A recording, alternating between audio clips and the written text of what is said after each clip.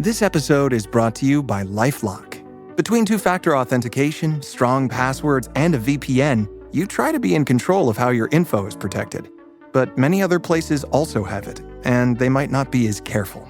That's why LifeLock monitors hundreds of millions of data points a second for threats. If your identity is stolen, they'll fix it, guaranteed, or your money back. Save up to 40% your first year. Visit LifeLock.com/podcast for 40% off. Terms apply. The Stone Zone on the Red Apple Podcast Network. Welcome. You are entering the Stone Zone. President Donald Trump today hailed his chief of staff. She is the first woman to serve as the White House chief of staff, Susan Wiles. Let's listen to the president. Susie, the most powerful woman in the world. I agree with that. I agree. Now, the job of White House Chief of Staff is an extraordinarily difficult one, and Susan Wiles has come in for her share of praise and criticism. Much of the criticism, I think, unfounded. It's kind of, they hate us because they ain't us. I mean, I've known President Trump's campaign manager, Susan Wiles, for over 30 years. And I must tell you, these claims on the internet, these ornate charts showing that she's a globalist affiliated with the World Economic Forum, or that she carries water for Big Pharma or any special interest within Trump's orbit, is categorically false. She did at one time work for Mercury, a well-known lobbying firm. She was never a stakeholder or a partner or an equity holder, but she did not represent Pfizer, as been widely reported. In fact, she hasn't represented as a lobbyist any pharmaceutical company. She also, prior to that, owned her own small public affairs firm, and she didn't represent any foreign countries or pharmaceutical firms or defense contractors there. The reason she is so good at her job is that she has no agenda other than the agenda of her boss, Donald J. Trump. But when you are the gatekeeper, you have to say no to a lot of people. H.R. Bob Haldeman, who really set up the modern White House staff system used by every president since then, was called the abominable no man because, of course, the blame can never be put on the president when he doesn't want to see you. Susan Wiles has done an extraordinary job of representing Donald Trump and having a very smooth-running, virtually leak-free White House. That has never happened before either. But if you look at Susan Wiles' pedigree, you learn a great deal more. First of all, she is the daughter of the legendary sportscaster Pat Summerall. And through her entire political career, rather than work for the establishment, she has always worked for the outsider. She and I worked together in Ronald Reagan's campaign in 1980. She could have gone to work for George H.W. Bush. She declined. She was at the helm of Rick Scott's campaign for governor of Florida. Rick Scott was an absolute outsider opposed by the Florida Republican establishment. Like Trump, a businessman. Once again, she successfully helmed the campaign of the outsider. In 2016, Susan Wiles could have gone to work for Governor Jeb Bush or Senator Marco Rubio, both of whom she's friendly with, but she ended up working for President Donald Trump. And I can tell you that Trump's narrow victory in Florida is due to the skillful management of resources by Susan Wiles. Now, Susan Wiles is also the most recent White House Chief of Staff who really eschews the spotlight. I think I've only seen her do one interview in the last year. She is press shy. She does not talk on the record to reporters, and that makes her a bit mysterious, I suspect. She's also very hard to read. I mean, when Susan Wiles looks at you, you don't know whether she's about to kneecap you or bake you a casserole. She is deadly efficient, fiercely loyal to the president. She has a superb judgment. And for those who say that she's somehow acted on behalf of Big Pharma, you'd be interested to know that it was really Susan Wiles, more than any other individual person, who helped put together the alliance of Robert F. Kennedy Jr. And the Maha people and Donald Trump. In fact, Susie Wiles was a proponent of Calley Means and her book long before I ever heard of Calley Means or the fact that he was friends with Donald Trump. The other notable thing, of course, is in 2018, Susie Wiles managed the campaign to Florida Governor Ron DeSantis. She did that at President Trump's request, only, in my opinion, to be treated most shabbily by Governor DeSantis and his wife after his razor-thin win. DeSantis won by 25,000 votes out of 8.9 cast. Wiles was briefly banished from the DeSantis circle and from the state Republican Party and the Trump 2020 re-election for reasons that neither Wiles nor DeSantis has ever publicly commented on. I told Politico at that time, I think Susie Wiles' unique understanding of Ron DeSantis and his wife and their limitations gave Donald Trump a key edge in defeating this ungrateful, treacherous, backstabbing ingrate, Ron DeSantis. I'm sure Ron DeSantis was shocked when President Donald Trump turned to Susie Wiles in 2023 to bring her back not only as his chief of staff, but as the architect, along with Chris LaCivita and my good friend Tony Fabrizio, with the most stunning political comeback in American history. So if anybody asks you who is Susie Wiles, I'll tell you who she is. She's a winner. She excels in management skills. Her budgeting expertise and understanding how to budget a presidential campaign so you have money when you need it is among her forte, but above all, it is her loyalty. I can tell you that she is loyal to the president, and she carries out his wishes. And perhaps sometimes she gets the blame for decisions she did not make, but she is by far, I think, perhaps the greatest White House chief of staff that we've had. And that includes not only Bob Haldeman, but Sherman Adams, a number of legendary chiefs of staff.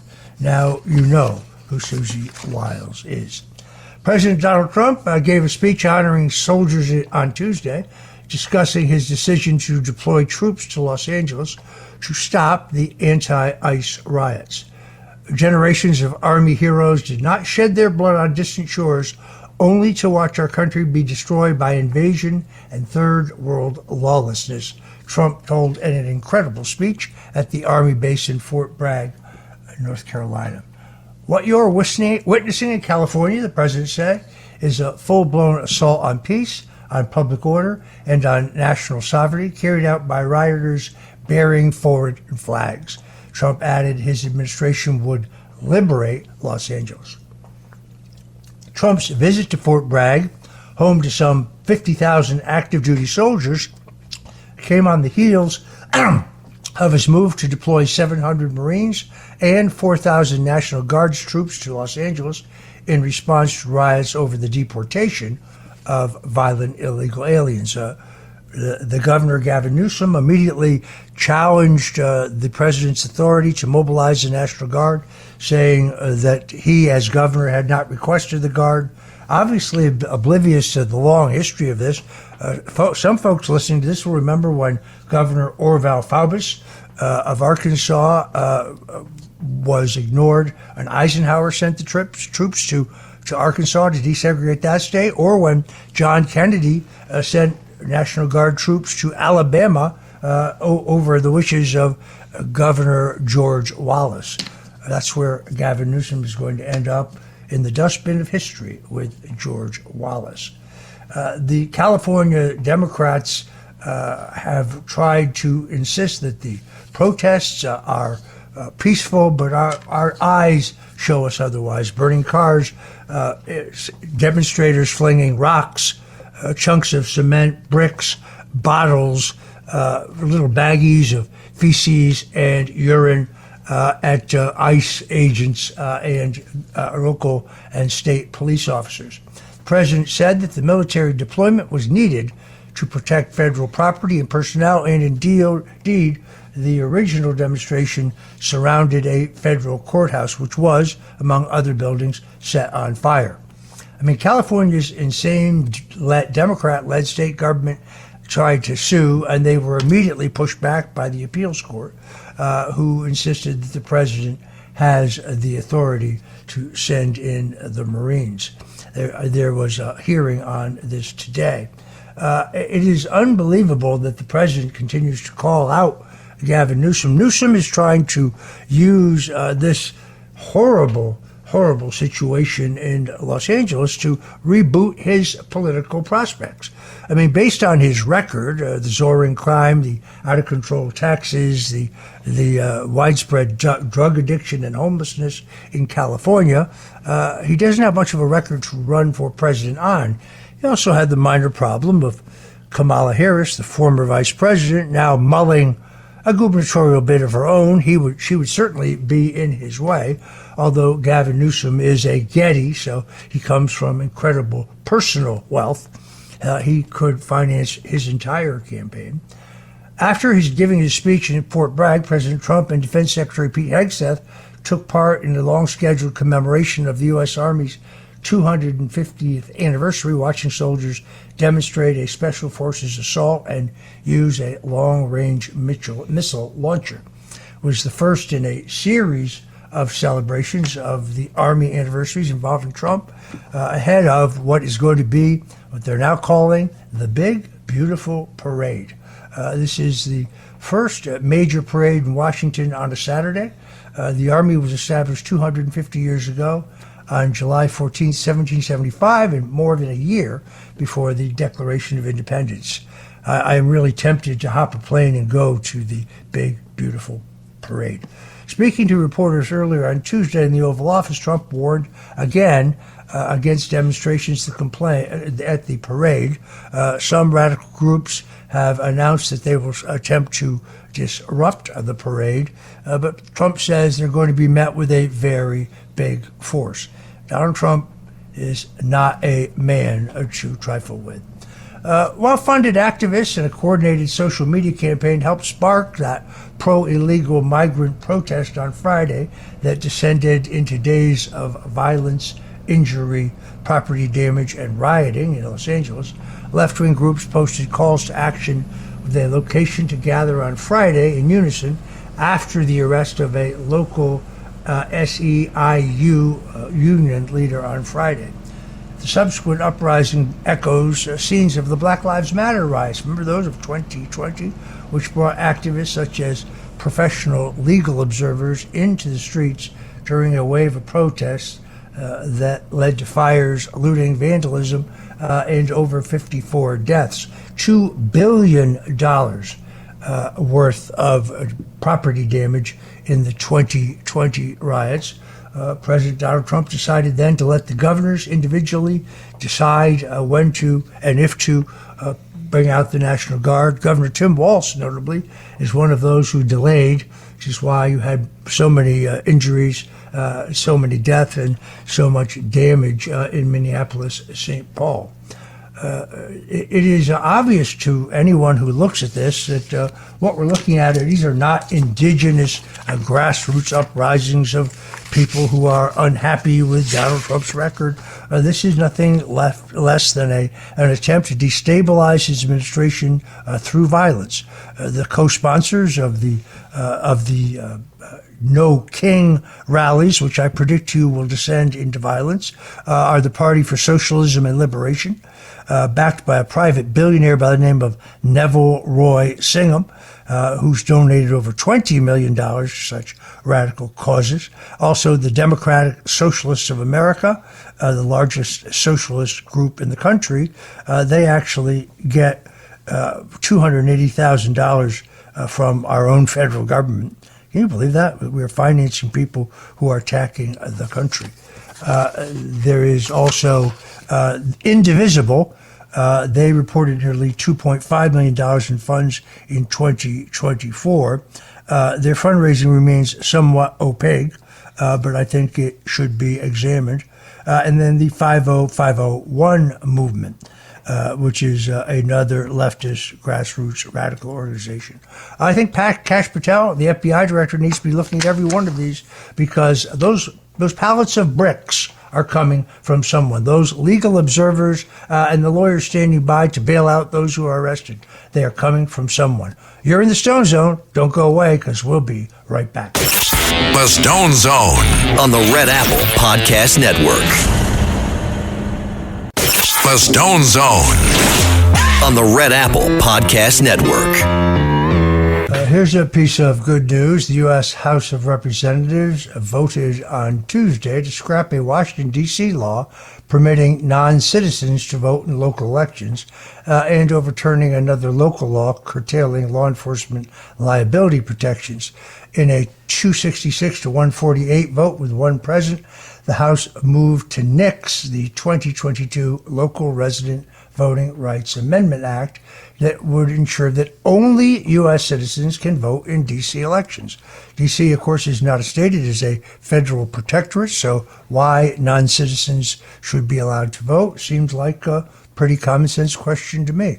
Free and fair elections are a prerequisite for a healthy republic, said Congressman August Pfluger from Texas, who probably looks just like he sounds, and introduced this bill. The radical D.C. Council's decision to allow non-citizens, including illegal aliens and foreign agents, to vote in local elections dilutes the voting power of the citizens' vote. That power must be defended. Republicans acted in the House to do so. We also have illegals voting in local elections in New York until that was challenged. Now, under the D.C. Home Rule Act of 1973, the nation's capital has certain authorities, such as the ability to elect its own mayor, its own city council, although Congress can cancel any law, and Congress funds the local government. Congress has gone over 30 years without meddling in D.C. affairs, but ended that streak in 2023 when it first nixed a law that rolled back penalties for certain felonies such as armed robbery. Former Joe Biden backed the overturning of that law, which is incredible. It's interesting to note that since Donald Trump became president, and you've had two different U.S. attorneys in the U.S. Attorney's Office, Ed Martin and Judge Jeanine Pirro, there has been a 93% drop in crime in the District of Columbia. This is Donald Trump. Coming up next, author of the New York Times bestseller, The Plot Against the President, Lee Smith, is going to outline for us how these unfolding demonstrations in Los Angeles, New York, Chicago, Dallas, Atlanta, and elsewhere were anticipated and planned more than a year ago. Don't go away. We'll be right back with the incredible Lee Smith. The Stone Zone on the Red Apple Podcast Network. The Stone Zone on the Red Apple Podcast Network. Welcome. We're back in the Stone Zone. Joining me now is Lee Smith. Lee Smith is the author of the New York Times bestseller, The Plot Against the President, which also became an incredible documentary. He's written a number of other books, but his most disturbing book is his latest book, Disappearing the President. I guess because what we see unfolding in Los Angeles is foretold in this book. Lee Smith essentially says, even before a would-be killer tried to murder President Trump in Butler, Pennsylvania, a clique of political assassins set about eliminating him from public life entirely. In his new book, Disappearing the President, Lee Smith exposes how a shadow network of powerful partisan activists has waged a year-long scorched earth war to eradicate President Trump and any vestige of his influence, resorting to an unprecedented campaign of domestic spying, election rigging, brute force censorship, and political violence. These Trump zealots appear to be at it again in Los Angeles. This appears to be spreading to New York, Chicago, Dallas, and Atlanta. Lee Smith, thank you so much for joining us in the Stone Zone. Thank you so much, Roger. Always nice to speak with you. So lay this out for us, because your book really does seem prescient. I thought at the time this was mostly groundbreaking. I knew parts of this, not all of it, but you clearly foresaw all of this. Well, one of the things that tips it off are the people who are involved, the people who've been talking about this since at least January 2024, what was interesting was that even back then, they'd anticipated or gamed out the possibility of a Trump victory in November 2024. And so they reasoned that since the deportation operation was going to be so big on Trump's agenda, that this was also a place where they could attack Trump. And the way that they would attack Donald Trump is what we're seeing today. The first part is to get people out on the street, and there's many other people who have covered this, who have said who are the people who are involved, who are paying to put people on the streets, and that would prompt the president to call out National Guard units as well as regular military units. And that's what we're seeing in Los Angeles. Then the design is to have people inside the Pentagon object to Trump's moves, and that will split the Pentagon and presumably split the armed forces and destabilize the American government. The people in there, the people who are involved, who are behind this, are some familiar names, including a man named Mark Elias, who was formerly a lawyer at Perkins Coie, and he was the person who essentially funded the Steele dossier. Another one of these people is a woman named Rosa Brooks, who was an Obama Pentagon official, and she was behind the Transition Integrity Project, which basically gamed out the election irregularities and what that would lead to, including not just the election but the aftermath, where Trump supporters would be rolled up. And then another person is someone, Roger, I suspect that your audience that will know her name too. That name is Mary McCord, and she was a Justice Department official, and she was lead on this unlawful investigation of Donald Trump, the Russia collusion probe. After that, McCord has worked in a variety of places, including, I believe that she worked for Adam Schiff for a brief period, and then she was on the January 6th committee attacking, impoverishing and imprisoning Trump supporters, or helping to impoverish and imprison Trump supporters. So all these names are pretty well known to people, and these are the same people who have been writing about this, the same people who have been wargaming this. And what I mean about wargaming, they've been wargaming these protests, how they would spread, how they would grow bigger, how the president would be compelled to invoke all sorts of different statutes to send out not just to bypass governors who would not cooperate, like Gavin Newsom, and also to send out regular military units. So I'm concerned that what we're seeing unfold right here is something that these people, anti-Trump plotters, have been, again, planning since at least January 2024, probably much earlier. Yeah, I'm very familiar with almost everyone on your list. Mark Elias appeared at my trial on behalf of the Democrat National Committee and made a motion granted by the judge that the so-called crowd strikes memo, which allegedly proved that the Russian intelligence had hacked the DNC, not be released to my defense attorneys. He won that motion, not surprisingly. If you're just tuning in, folks, we're talking to Lee Smith. President Donald Trump said Lee Smith is a great American patriot who has understood that the threat from the beginning, the radical left, is the true threat to our democracy. That's what he said about Lee Smith. I urge you to get his new book, Disappearing the President. He also writes regularly for the Tablet magazine. He has a new piece up now that ties what we are seeing unfolding before our very eyes to this group of radicals. I think Lee and I both agree that the Russian collusion hoax is the greatest single dirty trick in American politics. It is an abuse of power in which the full authority of the United States government and the incredible capability of our intelligence agencies was utilized using two pieces of evidence that they knew from the beginning were fraudulent, the so-called Steele dossier, which is alleges that Donald Trump frolicked with Russian prostitutes when visiting Moscow as a private citizen. It was a total fraud, paid for by Hillary Clinton, whose campaign actually paid a fine for trying to disguise the payments for that document as legal fees rather than what they really were. And, of course, the false claim that the Russians hacked the DNC. This is a figment of John Brennan's imagination that they built an entire federal investigation around. Let me just ask you, you asked me this, let me ask you, how do you think President Trump is doing overall fighting these pernicious influences both inside and, sadly, outside and, sadly, inside his own government? Well, I think he's doing a terrific job, and I think that Secretary Hegseth over at the Pentagon is doing a great job too.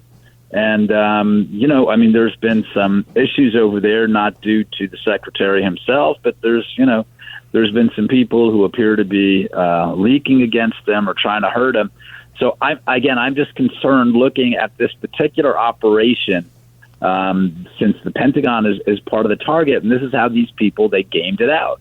Their whole point was, and this is a very important thing, Roger, because I suspect that most of your listeners will be thinking that DOD, the uniformed military, is solidly red, solidly behind Donald Trump. And there's a lot of them, thank goodness, who are.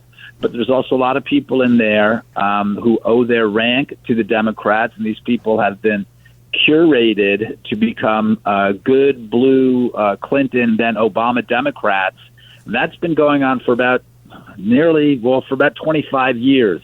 There's a number of different Washington institutions that take young officers, and the job is to turn them into Democrats. So, yeah, there are people over in that building who can cause a lot of trouble for the Trump administration and for Secretary Hegseth. So, but I think they've been very much on the ball, and they have the support of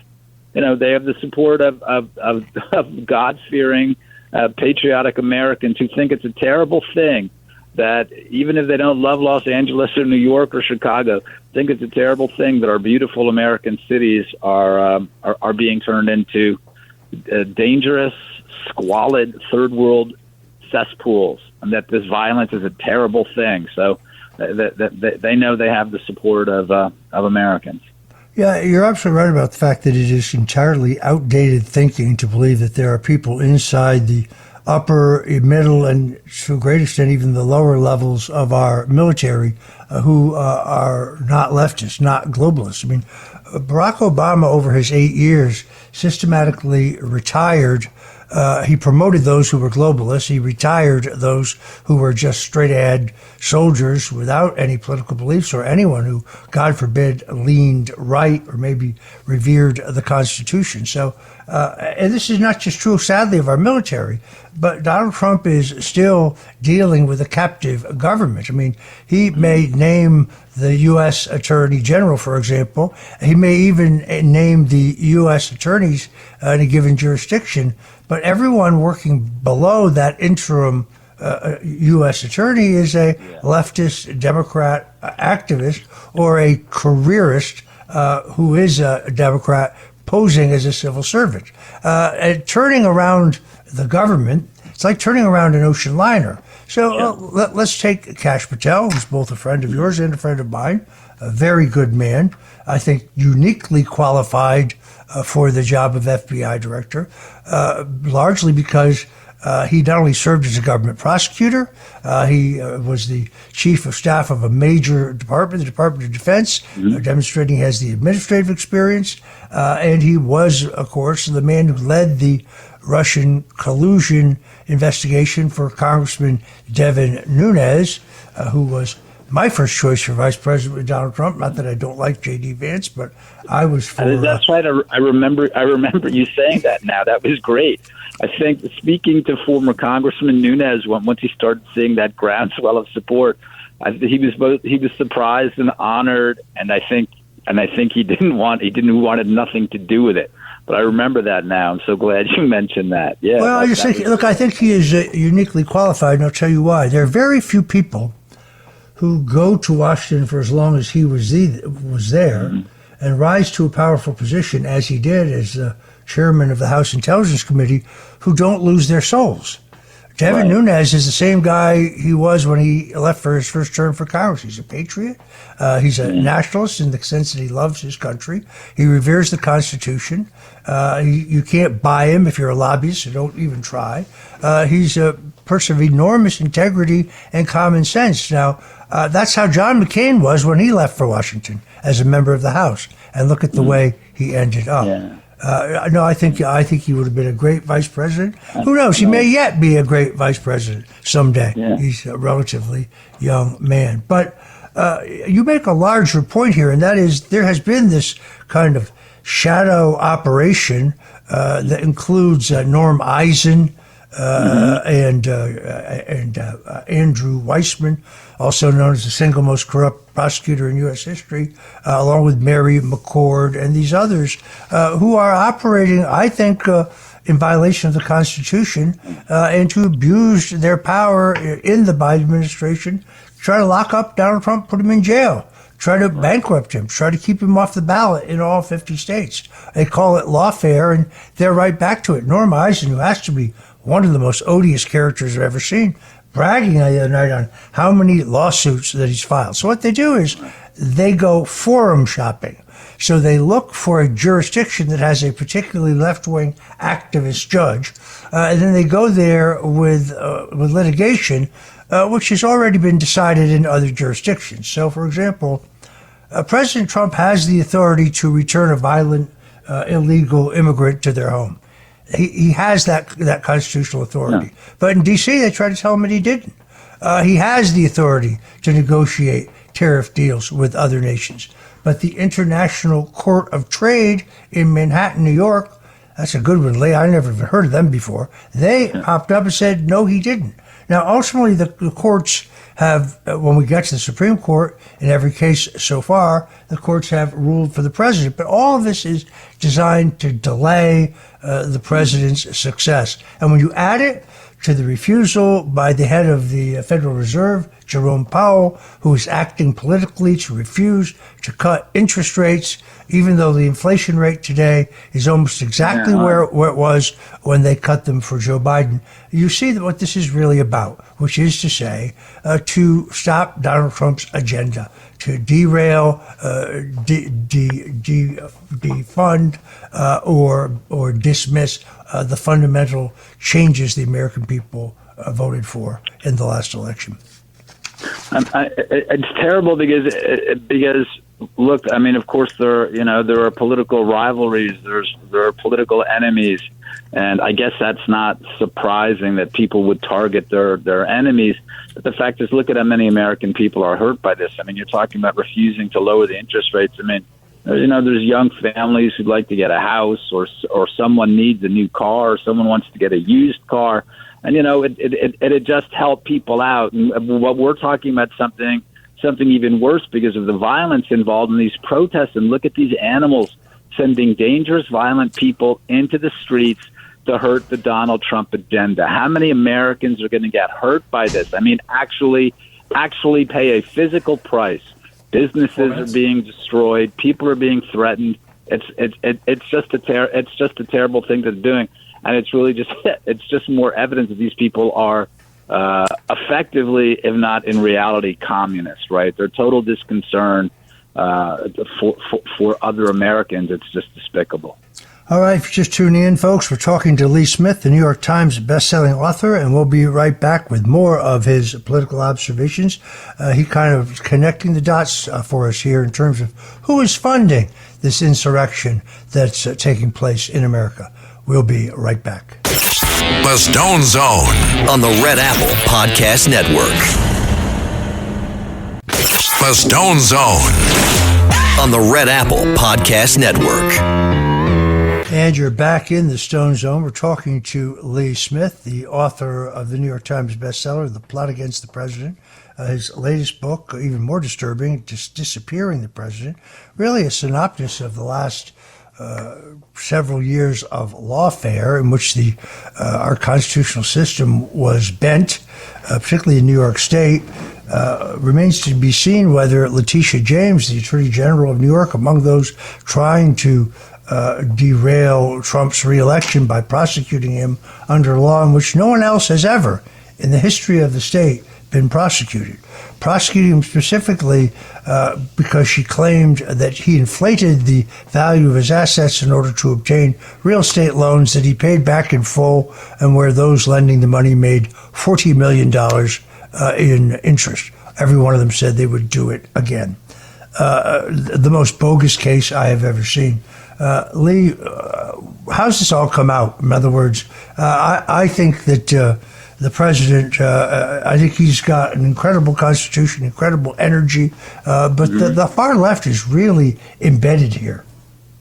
I mean, they're not giving up, and I think that understandably, Americans were so overjoyed that Donald Trump won in November, and we've been celebrating. We've been enjoying our liberation from forces of darkness. We feel that we're no longer at the edge of the abyss, and that's right. But we also have to keep in mind that this is it's a very short term. It can go by awfully quickly, and the people who've been targeting Donald Trump since 2015, since late 2015, are not going away. And that's what these protests are about, and that's what everything is about. And it's I think it's also very important to recognize that we flatter many of our neighbors and fellow Americans to say, well, look, now that things are back to normal, people can see that this is better than living in this madness as it was under Joe Biden. Well, again, we have to keep in mind that Kamala Harris got an awful lot of votes, and those people are still there. So I think it's urgent. It's important that we keep our heads up and see what's going on, because Donald Trump does need our support, our vigilance.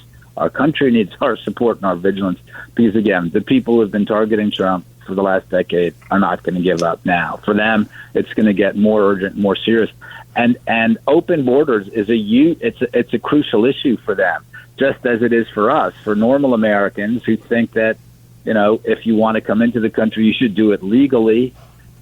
For them, it's very important. It's an electoral tool, right? This is an important part to try to bring these people, to try to bring a potential client base to recreate the electorate. It's very important for Democratic Party bosses. So they're going to be out there. This is what they're fighting for. It's not because they're kind people who want to give the world a chance to share in the American dream, even if it's illegal. They're looking at their own electoral fortune. That's why it's vital to them. They can't give this up. So this fight, what we're seeing unfolding now, is again another really is an existential battle, right? The future of America depends on Donald Trump winning, on America winning this particular fight over the people who are burning down American cities to get their way and to keep borders open. It's very serious. I could not have said it better myself. I'm afraid we have to wrap it up there. I want to thank our guest, Elise Smith, and all of you who joined us today in the Stone Zone. God bless you, and Godspeed. Thanks for listening to The Stone Zone with Roger Stone. You can hear The Stone Zone with Roger Stone weeknights at 8 on 77 WABC. If you like the podcast, share it with your friends and listen anytime at WABCRadio.com and download the WABC Radio app. Hit that subscribe button on all major podcast platforms. Plus, follow WABC on social on Instagram, TikTok, Facebook, and X. See you next time for a new episode, so you never have to wonder. What the heck is going on here? This shrimp and coconut sauce is divine. What's your secret? Goya coconut milk. How does it taste so good? It's all in that real coconut flavor and that rich, creamy texture. What about thickeners and added sugars? None. Just smooth, coconutty goodness. What can I make with it? From curries to sweet treats like coconut flan, the possibilities are endless. Goya coconut milk. Take your cooking to the next level. No question about it. Find it in the Goya section of your local grocery store. If it's Goya, it has to be good.